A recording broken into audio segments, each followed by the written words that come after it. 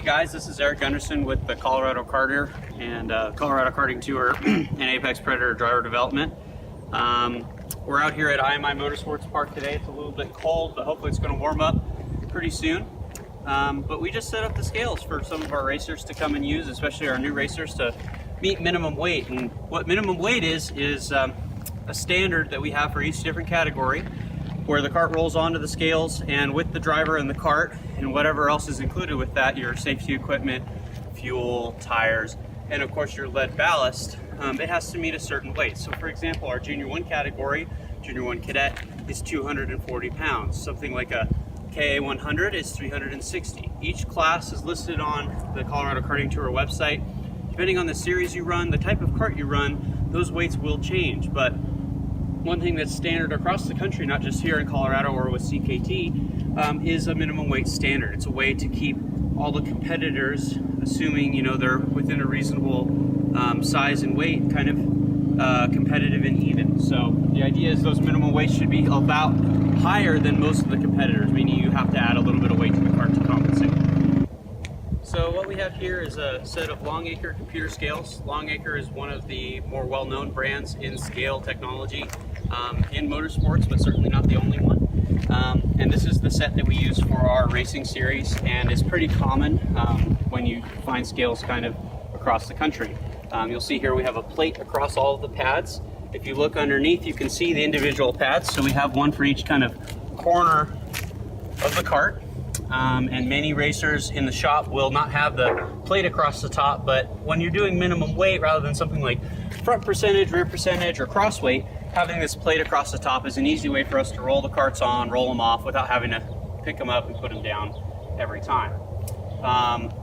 Each pad is set for a discrete location. We do our best to level the pads and make sure that there's not a lot of play in the plate, and that the roll-on pads and roll-off ramps are even. So you can see that we have that roughly set up here. The other key component, if you're setting up a set of scales, is always read the instruction manual and make sure, most scales, just like this set of Longacres, the cables have to go to specific sets of pads. If you don't, it can confuse the computer, and of course it'll give you different numbers than really what you're looking for. For example, if you put the input for a left rear cable into a right rear scale, suddenly your weights are going to be distributed differently. For something like total weight, it's not quite as important, but we always have that practice here, and we always make that a practice at CKT. General good use and good practice with scales.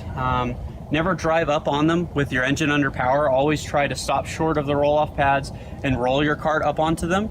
Try not to jump on them, jiggle them too much, or ride your scooter over them, things like that. The load cells that are in them are pretty highly tuned. Over time they can come out of calibration, at which point you'll want to send them back to Longacre. Longacre, or a lot of companies recommend, once every 6 months, once every year, depending on what you're using the scales for. That may differ. So what we have here is kind of the brains of the scale system. With the computer scales, we have this display. As you can see, we have left front, left rear, and right front, different readouts. Down in here is somewhat customizable, and I'm going to turn on the scales in just a moment so you'll be able to see. When I power them on, you'll see that typically there's a software version, and then it goes to this loading screen. As you can see here, we've got all kinds of different scale readings, and typically that's what you'll see, especially colder times in the morning when you first power scales on. So what you want to do, or what I recommend, is letting the scales warm up. And I know that that seems a little strange, but you just want them to sit for a little bit. Say, 5-10 minutes just under power, just sitting before you reset them. And then what we'll go ahead and do is we'll press 0.